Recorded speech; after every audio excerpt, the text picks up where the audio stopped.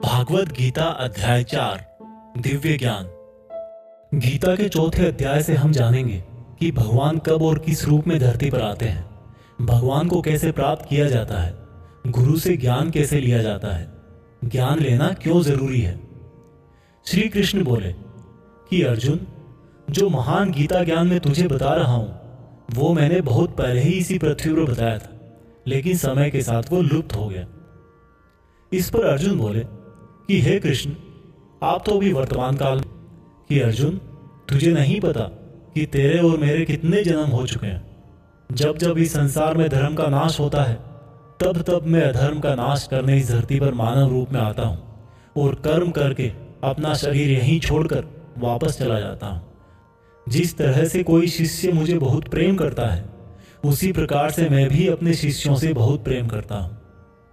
मैंने भले ही इस संसार को बनाया है, लेकिन मैं फिर भी यह नहीं सोचता कि यह मैंने बनाया है। इसलिए मनुष्य को भी कर्म करते समय यह नहीं सोचना चाहिए कि मैं कर रहा हूं। जो मनुष्य किसी भी कर्म के फल और सुख दुख से परे होकर कर्म करता है वही सबसे अच्छा है।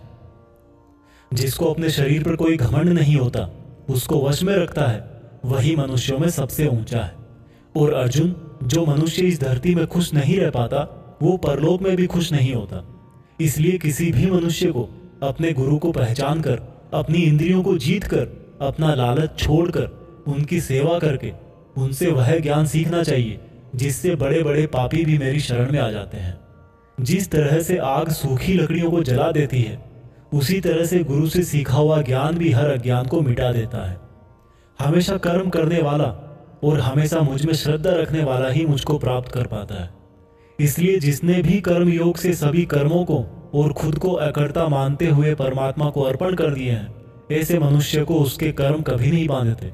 इसलिए अर्जुन, तू भी मेरे इस दिए हुए ज्ञान से यह समझ कि कर्म तू नहीं बल्कि मैं कर रहा हूँ। दोस्तों, इस चौथे चैप्टर में यह साफ कहा गया है कि जब भी धरती पर मानवता का नाश होता है और निगेटिव एनर्जी लोगों में ज्यादा होती है, तब तब भगवान किसी भी रूप में आकर धर्म को फिर से स्थापित करते हैं।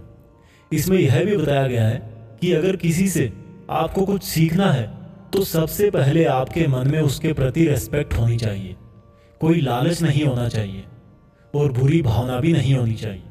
और ये नॉलेज लेना और सीखना हमारे लिए ज़रूरी क्यों है? क्योंकि हम चाहे किसी भी फील्ड में हो, ऑब्वियस सी बात है कि हमें उस फील्ड के गुरुओं से ज्ञान तो लेना ही पड़ेगा।